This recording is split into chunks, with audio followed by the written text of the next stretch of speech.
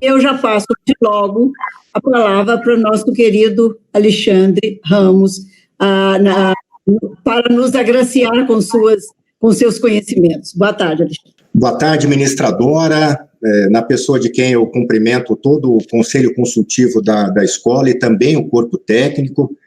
Cumprimento o ministro Alexandre Agra Belmonte, também na pessoa de quem cumprimento todos os palestrantes desse curso de formação continuada sobre as relações de trabalho e a pandemia decorrente do novo coronavírus. Cumprimento também todos os nossos espectadores, espero que todos estejam superando as dificuldades de adaptação do trabalho e da vida cotidiana nesse momento de recolhimento, e desejo a todos que em breve nós tenhamos o restabelecimento da normalidade, sabendo, evidentemente, que o mundo não será o mesmo depois dessa experiência. Pois bem, o tema que me foi atribuído diz respeito à negociação individual versus a negociação coletiva, à luz da decisão do Supremo Tribunal Federal no referendo da liminar em medida cautelar na ação direta de inconstitucionalidade, de número 6363, que analisou alguns dispositivos da medida provisória 936, que também foi detalhada e explicada agora pelo meu querido colega ministro Alexandre Agra Belmonte. Antes de enfrentar o tema especificamente, eu vou me permitir estabelecer 4 premissas básicas. A primeira delas diz respeito a que o contexto fático no qual nós vivemos não é alheio à dimensão normativa. Quem assistiu, e pode ser assistido inclusive pelo YouTube, o julgamento do referendo da liminar da ADI 6363, vai perceber que os votos vencedores deixaram absolutamente claro que o contexto fático integra a dimensão normativa. Isso, evidentemente, não quer dizer que exista um determinismo dos fatos na aplicação e interpretação no direito. Agora, por outro lado, interpretar-se o direito sem a sua relação com o estado da arte seria uma interpretação abstrata que não atende à própria visão e função do direito.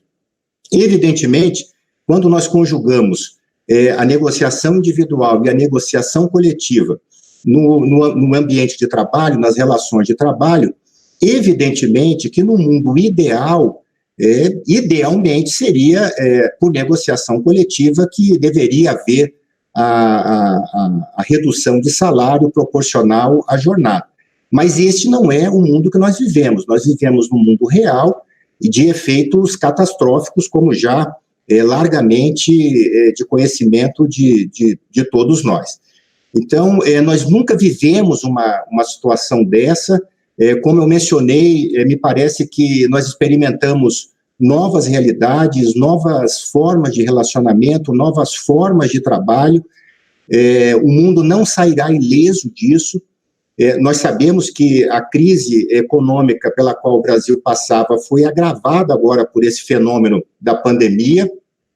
Isso impactará a empregabilidade e isso também impactará a atividade econômica na qual a empregabilidade se manifesta. Eu tenho certeza, e os dados já evidenciam isso, que muitas empresas que fecharam suas portas talvez não consigam reabri-las após esse período de isolamento.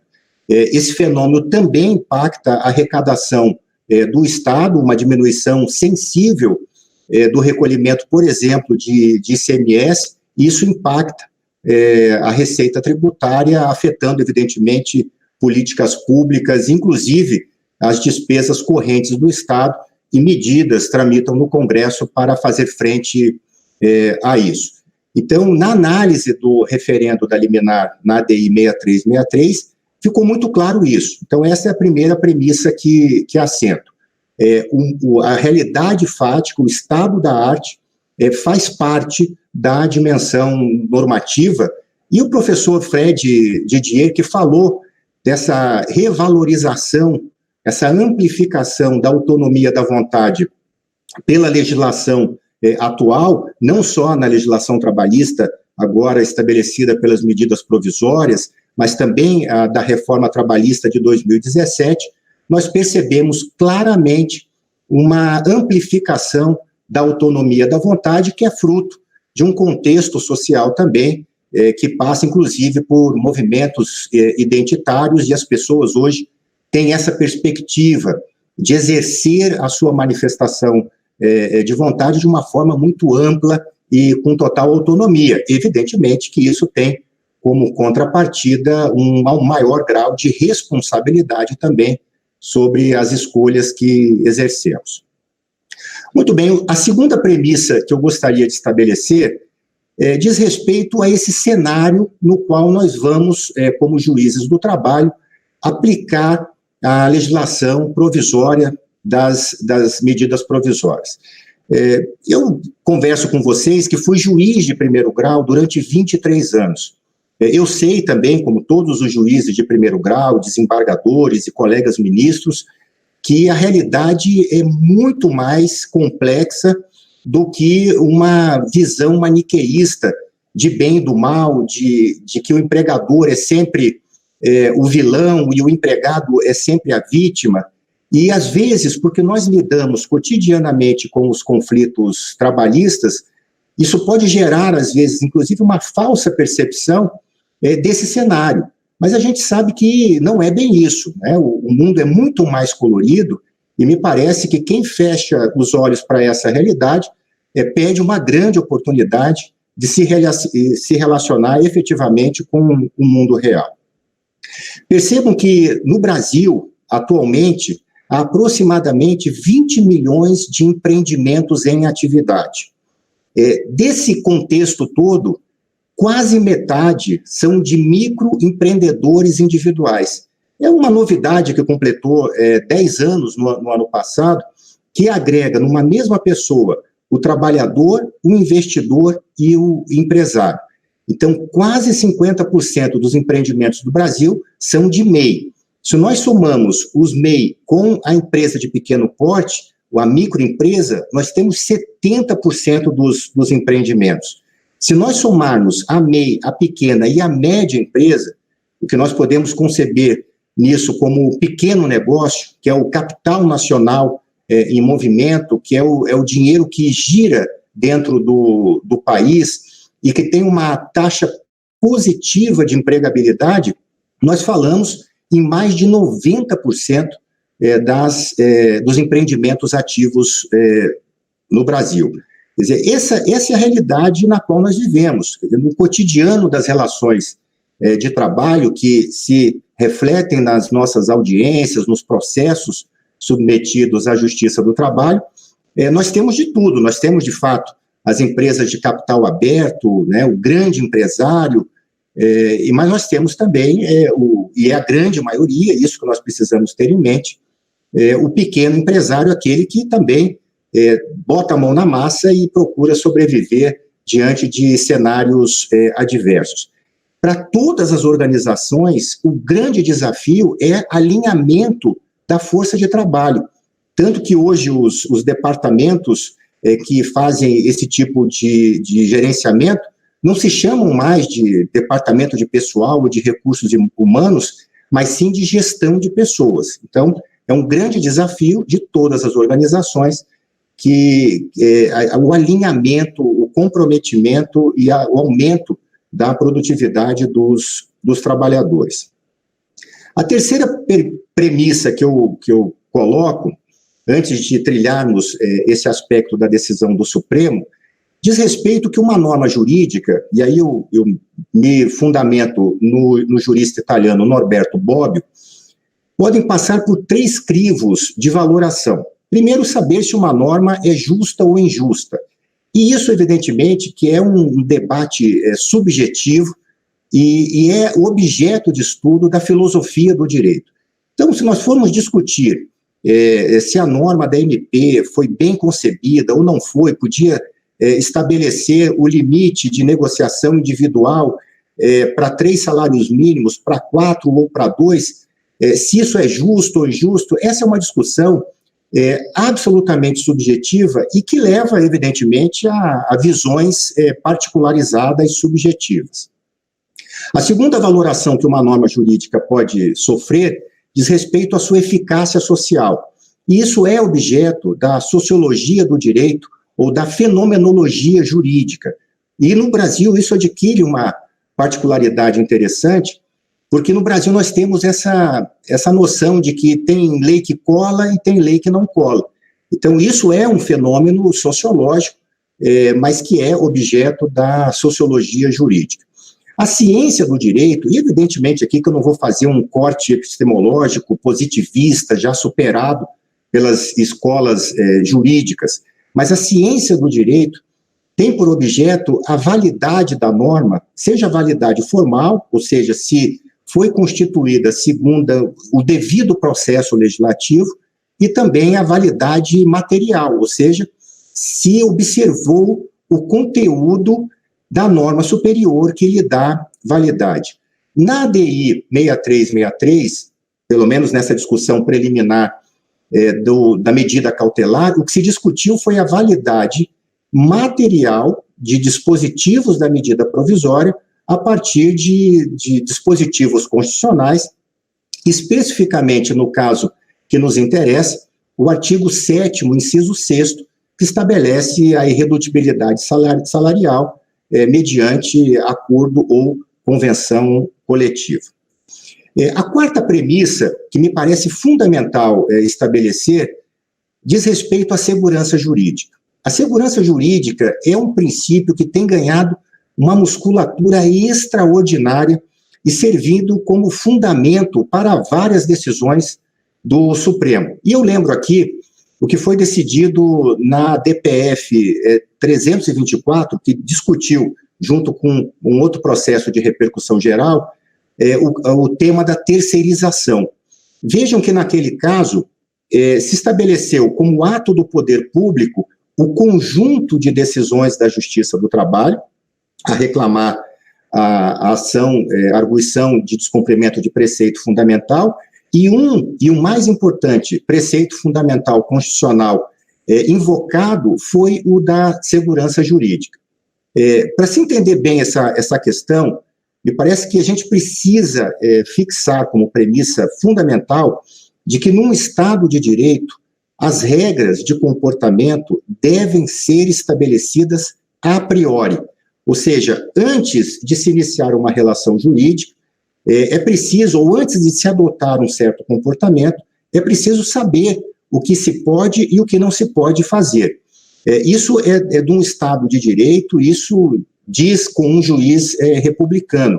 Não é possível, e isso fere a segurança jurídica como preceito fundamental constitucional, que as regras sejam estabelecidas a posteriori, ou seja, durante a relação ou mesmo no final da relação. Me parece que para se entender bem essa questão, e eu faço também como o ministro Douglas Alencar Rodrigues fez na sua fala de ontem, peço licença ao meu querido amigo ministro Caputo Bastos, que é o grande guru do direito desportivo, eu faço uma analogia com o jogo de futebol. Ou seja, quando os dois times entram em campo, devem saber quais são as regras pré-estabelecidas, o que é possível e o que não é possível se fazer, o que é um impedimento, o que é uma falta, enfim. E o árbitro deve aplicar essas regras imparcialmente para as duas equipes, a fim que, de fato, nós tenhamos um jogo de futebol com fair play, enfim, com observância às regras e assim por diante. Nós vivemos hoje um fortalecimento dos sistemas de precedente, e isso não retira a autonomia do juiz.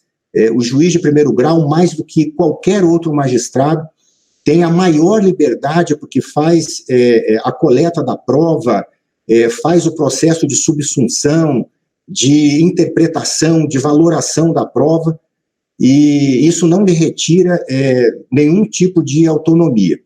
Agora, por outro lado, essa racionalização do sistema de precedentes tem vários fundamentos constitucionais, e eu vou elencar alguns desses fundamentos. O primeiro deles, que foi uma das premissas colocadas, diz respeito à segurança jurídica. Não é possível que situações iguais tenham decisões dissonantes numa mesma região, ou mesmo no Brasil, porque isso quebra aquela expectativa natural que todo cidadão, que toda empresa tem em relação ao ordenamento jurídico. Por outro lado, observar também o sistema de precedentes gera uma eficiência do poder judiciário e da atividade jurisdicional, porque aquilo que já foi uniformizado como norma constitucional ou inconstitucional, ou com uma inconstitucionalidade ou constitucionalidade conforme a Constituição, se resolve sem a multiplicação em larga escala de processos discutindo o mesmo tema. Isso impacta também numa razoável duração do processo, porque nós tiramos da pauta, da discussão, esses processos cujos temas já foram solucionados pelo Supremo, também impactando na economia processual, que também diz respeito, no final das contas, à despesa, que o judiciário compromete do dinheiro público. E algo que é muito importante, preserva o princípio da isonomia, porque se o Estado, por intervenção do Poder Judiciário, estabelece uma interpretação diferente daquilo que o Supremo já disse que é em determinado sentido, para uma parte A ou para uma parte B, se quebra a igualdade de possibilidades de atuação dentro da sociedade. Então, me parece fundamental que nós tenhamos também essas premissas estabelecidas. Tendo as premissas em mente, eu, de fato, não vou, porque o tempo não permite, analisar todos os detalhes da medida provisória 936, porque, brilhantemente, o meu xará, o ministro Alexandre Agra Belmonte, já o fez na sua apresentação. Mas eu gostaria de dizer que nós estamos aqui discutindo, no frigir dos ovos, a efetividade, a força do que se chama de jurisprudência constitucional, que é um valor, me parece, que não é só de propriedade, digamos assim, do Poder Judiciário, mas é um valor, é um patrimônio da própria sociedade. Ter segurança nas relações é um pressuposto de um bom desenvolvimento de todas as relações sociais.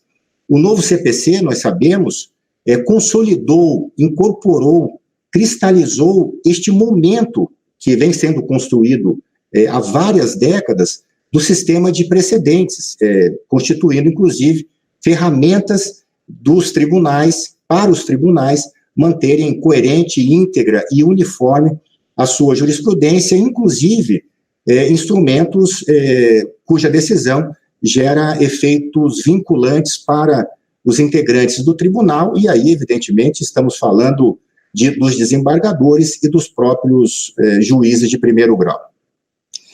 Muito bem, tratamos, então, agora, nessa linha de precedentes, do efeito vinculante das decisões do Supremo Tribunal Federal. Não há dúvida que, quando o Supremo age no controle de constitucionalidade das normas jurídicas, na dimensão de controle concentrado, essas decisões têm efeito vinculante e eficácia erga omnes em relação a todos os demais órgãos do Poder Judiciário e também as decisões da administração pública, em todas as esferas. Ou seja, quando o Supremo declara constitucional ou inconstitucional uma determinada norma jurídica, isto vincula as decisões de todos os demais órgãos do Poder Judiciário. Isso está textualmente no parágrafo 2º do artigo 102 da Constituição Federal. Quais são os efeitos práticos do que nós estamos falando?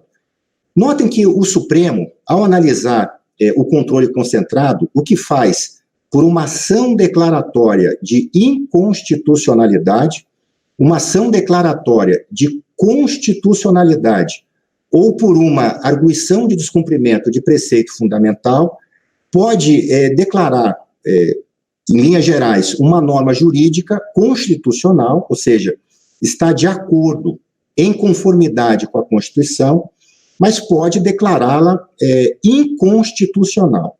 A inconstitucionalidade pode ser total, de uma lei inteira, ou de um artigo inteiro, ou de um parágrafo inteiro, e aí nós temos uma inconstitucionalidade total com redução de texto, ou seja, se reduz o ordenamento jurídico, excluindo aquele dispositivo que é incompatível com a Constituição. Mas nós podemos ter também uma declaração de inconstitucionalidade parcial sem redução de texto.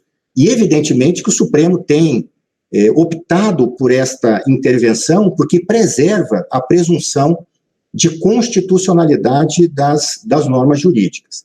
Então, pode haver uma inconstitucionalidade parcial, porque a lei deve ser aplicada, conforme o entendimento do Supremo, a uma determinada situação A e não a uma situação B, e também o Supremo pode declarar que determinada norma deve ser interpretada num certo sentido, de acordo com a Constituição, no sentido A, mas não no sentido B.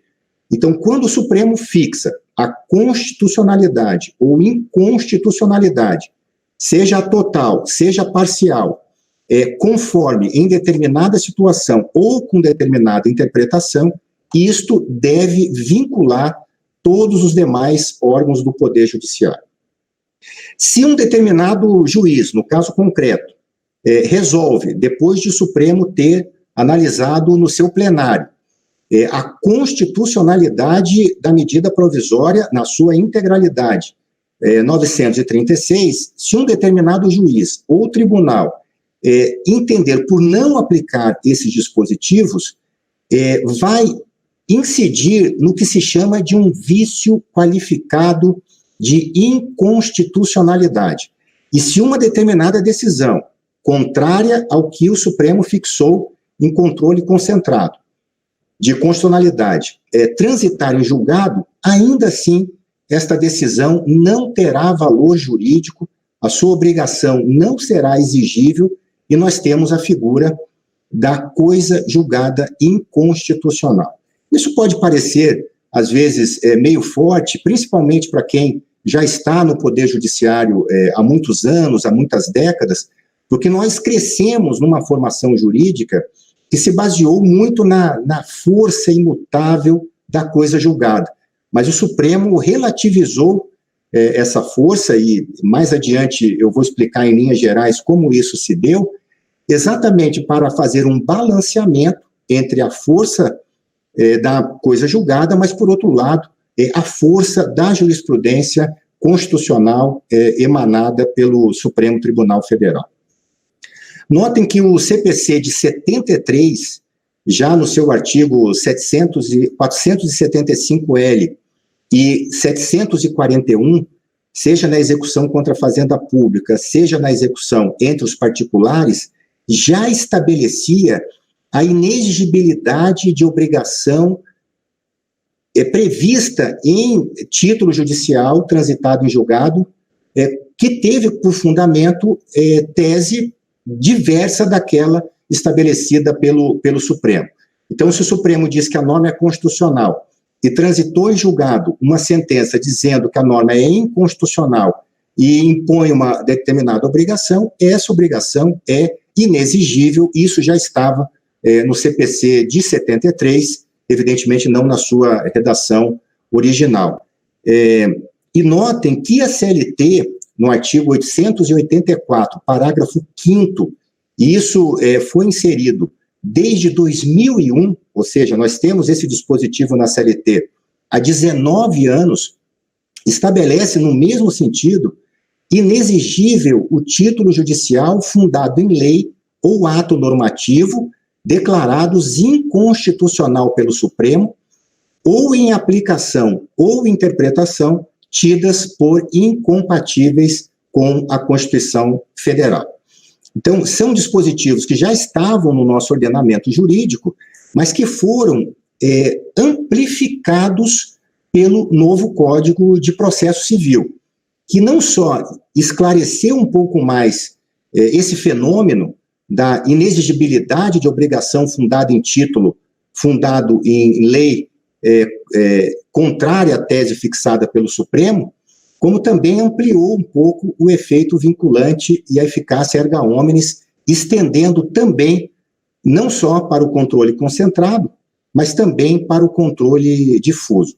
Isso está no atual Código de Processo Civil, nos artigos 525 e 535, este último tratando de execução contra a fazenda pública e o primeiro da execução entre os particulares. Esses dispositivos, porque esclarecem aquilo que já está na CLT, como eu disse, desde 2001, me parece plenamente aplicáveis como esclarecimento ao processo do trabalho.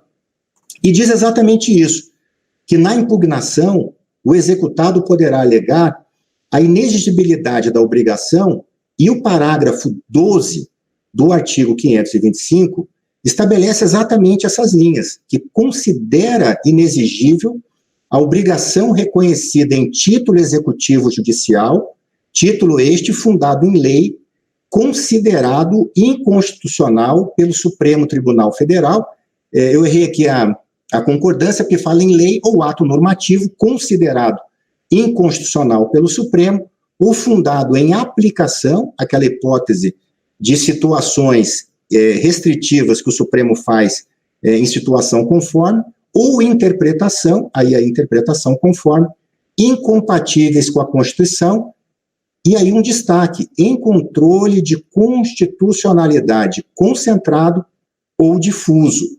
E evidentemente que o dispositivo do CPC continua dizendo, só existe a coisa julgada inconstitucional se a decisão contrária à tese fixada pelo Supremo foi proferida após o Supremo ter fixado a tese, porque esta é a noção de precedente. O precedente tem que ser anterior à decisão que é tomada, que é objeto dessa conformidade.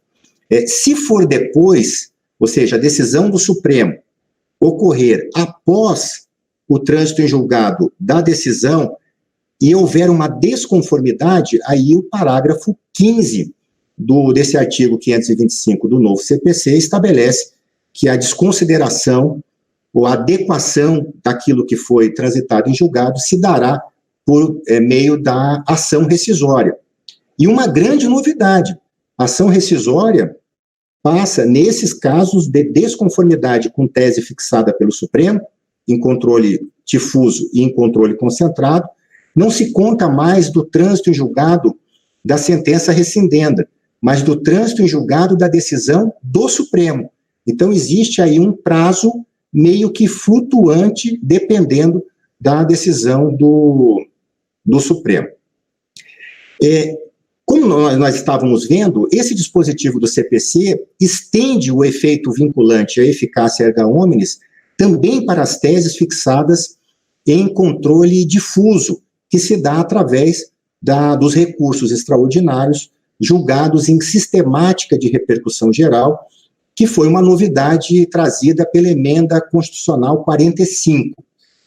A Emenda Constitucional 45 traz como pressuposto de admissibilidade dos recursos extraordinários a existência de repercussão geral, ou seja, deve haver uma relevância política, jurídica, econômica ou social, e ainda assim, havendo esta relevância, desde que transcenda os interesses das partes. Que nós podemos ter uma causa, uma relevância jurídica excepcional, mas que só se aplique às partes do processo. Isso não gera repercussão geral. É preciso haver a relevância e a transcendência dos interesses subjetivos das partes. Claro que antigamente não era assim. O recurso extraordinário resolvia questões constitucionais, mas se limitava, na sua eficácia, ao interesse interpartes.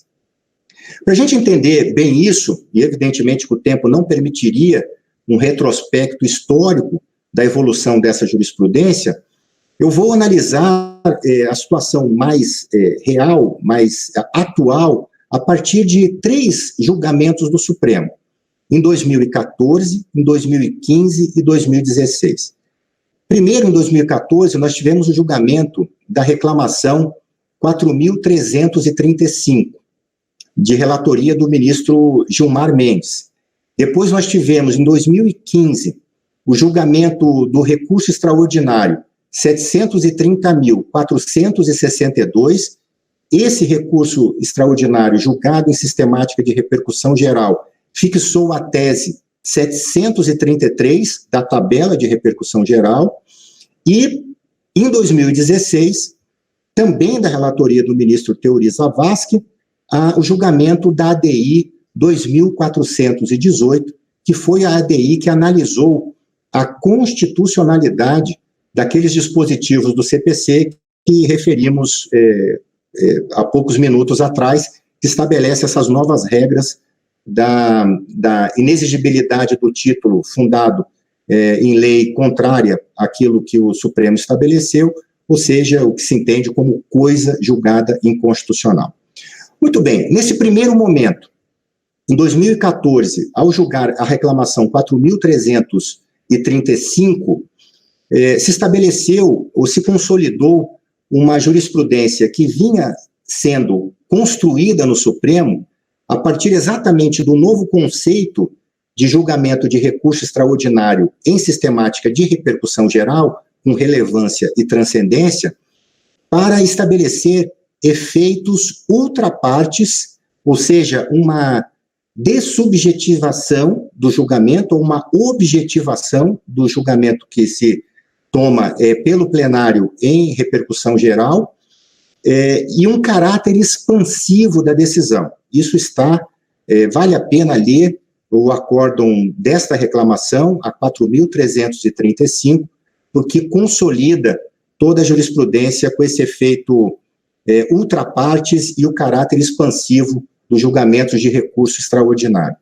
Em 2015, há o julgamento do recurso extraordinário 730.462, que julga o tema 733 da tabela de repercussão geral, relator ministro Teori Zavascki, e lá o Supremo estabelece que quando o plenário do Supremo declara a constitucionalidade ou inconstitucionalidade de preceito normativo, isso tem um efeito vinculante, seja como já o era, em controle concentrado, mas também em controle difuso, e isso gera uma eficácia executiva e instrumental, comprometendo todas as decisões judiciais supervenientes a esse julgamento feito pelo Supremo.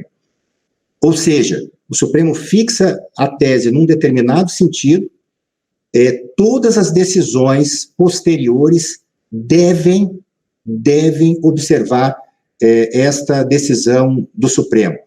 Se, por acaso, eu não concordo com a decisão do Supremo e quero decidir em sentido contrário, além de ser ineficiente, comprometer a razoável duração do processo, a economia processual, eu estarei gerando um ato judicial, uma decisão eivada do que se chamou, pelo próprio Supremo, pelo ministro Teori Zavascki, de uma decisão nula por vício qualificado de inconstitucionalidade, ou seja, uma coisa julgada inconstitucional. Também, agora, num terceiro momento, consolidando todo esse fenômeno, em 2016, ao julgar a ADI 2418, o ministro Teori Zavascki também relatou esse processo, como dito, se estabeleceu a constitucionalidade dos dispositivos do CPC anterior e, por aderência de conteúdo, também o Supremo já declarou constitucional os artigos 525, parágrafo 1º, inciso 3º, parágrafos 12 e 14, e 535, inciso 3º, parágrafo 5º do CPC atual, exatamente nesse sentido, de que as decisões do Supremo, no plenário, em controle concentrado ou difuso, devem ser observadas pelos demais órgãos do Poder Judiciário, sob pena de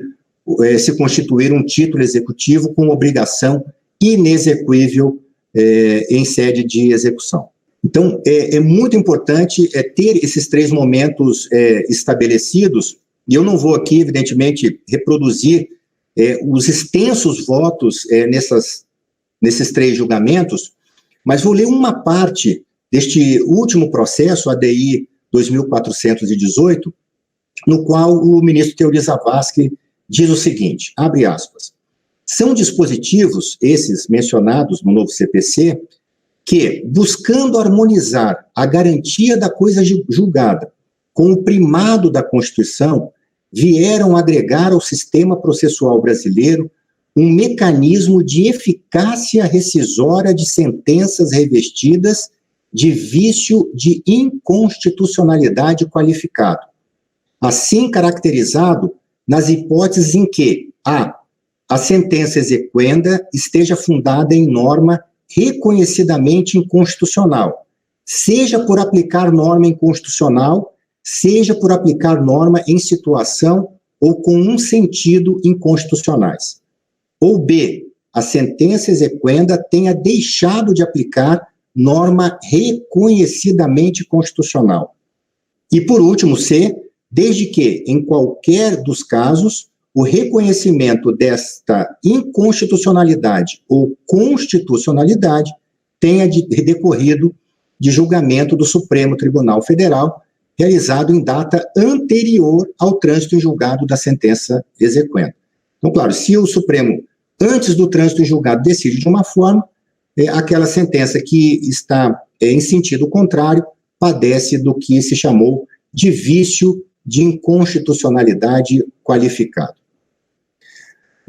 Muito bem, então o Supremo, nesse julgamento, estabelece a constitucionalidade desses dispositivos do CPC, essas hipóteses, né, de coisa julgada inconstitucional, e o mais importante, a nova sistemática estende o efeito vinculante aos demais órgãos do Poder Judiciário, as decisões decorrentes do controle concentrado, mas também, e aí uma grande novidade, do controle difuso. Notem que existe, então, uma aproximação das decisões plenárias do Supremo em controle concentrado e em controle difuso. Claro que não existe uma equiparação absoluta. Quais são as distinções? Primeiro, quando se julga no Supremo, no plenário, o controle concentrado, isso tem efeito vinculante aos órgãos do Poder Judiciário e também aos órgãos do Poder Executivo, o que não acontece no controle difuso. As teses fixadas em repercussão geral, julgamento de controle difuso, têm efeito vinculante e eficácia erga omnes tão somente aos órgãos do Poder Judiciário, mas tanto num caso como no outro, não existe vinculação ao Poder Legislativo. O Supremo já tem precedentes nesse sentido. Eu separei aqui um julgamento plenário da relatoria do ministro César Peluso, no agravo em reclamação 2617, no qual textualmente o plenário diz que esse efeito vinculante erga omnes não alcança o legislador, que pode editar nova lei com idêntico conteúdo normativo sem ofender a autoridade daquela decisão. E mais recentemente, em 2014, também do plenário, também em agravo regimental em reclamação, na reclamação 13.019, o ministro Celso de Mello, como relator, estabelece na mesma linha que este efeito vinculante das decisões do plenário do Supremo não se estendem ao legislador, que pode, em consequência, dispor em novo ato legislativo sobre a mesma matéria versada em legislação anteriormente declarada inconstitucional pelo Supremo. Isso dá uma dimensão extraordinária de como o nosso sistema republicano valoriza o ato, as escolhas do legislador como representante da vontade popular, com todas as suas mazelas, evidentemente, mas assim o nosso sistema estabelece. Uma outra distinção fundamental é que as teses fixadas em controle concentrado possibilitam o manejo de reclamação desde a decisão do primeiro grau. Então, se eventualmente um juiz de primeiro grau concede uma antecipação de tutela, não aplicando os dispositivos da medida provisória 936, contrariando a decisão plenária do Supremo, a parte pode manejar reclamação desde já, o que não acontece com as teses fixadas no controle difuso, que exige-se o esgotamento das instâncias recursais para tão somente depois disso se apresentar reclamação para o Supremo. Isso explica, evidentemente, por que o Supremo tem fortalecido o julgamento, a fixação de tese por controle difuso através da sistemática de repercussão geral. A questão que se coloca é o seguinte: a partir disso que foi dito, também uma liminar em medida cautelar, em controle concentrado, tem efeito vinculante e eficácia erga omnes em relação a todas as demais decisões proferidas pelo Poder Judiciário? Objetivamente, a partir da decisão do Supremo. E não há necessidade, como sabemos, da publicação do acórdão da medida cautelar. A certidão de julgamento já vale, já tem a força necessária para vincular, a partir do julgamento, todas as decisões supervenientes, né, posteriores a esse julgamento. Também, em medida liminar, nós temos esse efeito vinculante e a resposta é positiva. O Supremo também já tem inúmeros precedentes nesse sentido de preservar a autoridade de suas decisões, não só no julgamento definitivo de mérito, já com trânsito em julgado, mas também em sede, desde que seja decisão plenária, em sede de liminar em medida cautelar, numa ação direta de inconstitucionalidade, de constitucionalidade ou arguição de descumprimento de preceito fundamental.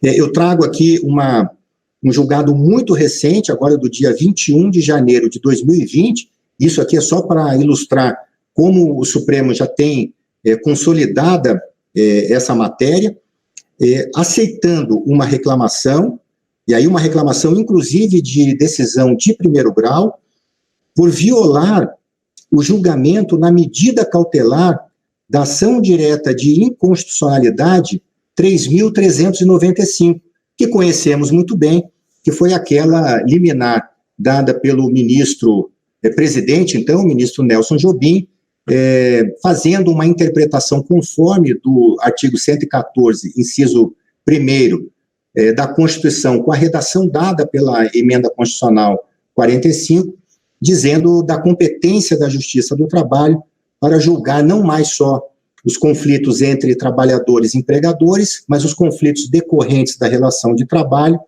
incluindo ali os entes públicos da administração direta, indireta e assim por diante, na mesma linha do que fazia o artigo 114 na sua redação anterior, que foi objeto de uma outra ação declaratória de inconstitucionalidade, de número 492, como bem sabemos.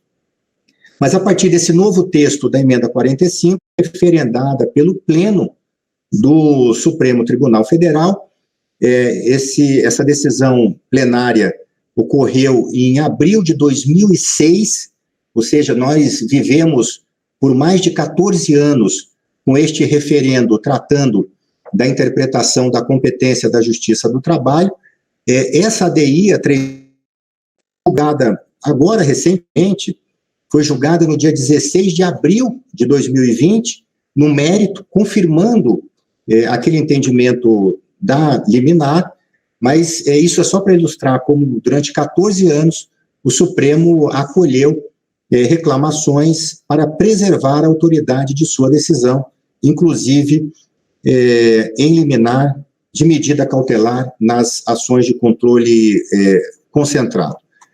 As conclusões que eu quero deixar, desde já, é que a decisão do Supremo, em medida cautelar, na ADI 6363, julgando dispositivos no que tange a necessidade de negociação coletiva ou a possibilidade de acordo individual para redução proporcional da jornada e do trabalho, tem efeito vinculante em todas as decisões do Poder Judiciário, de forma a preservar a rigidez da legislação provisória editada pelas medidas referidas e preservando também a força, o efeito vinculante e a eficácia erga omnes da jurisprudência constitucional de competência do Supremo Tribunal Federal.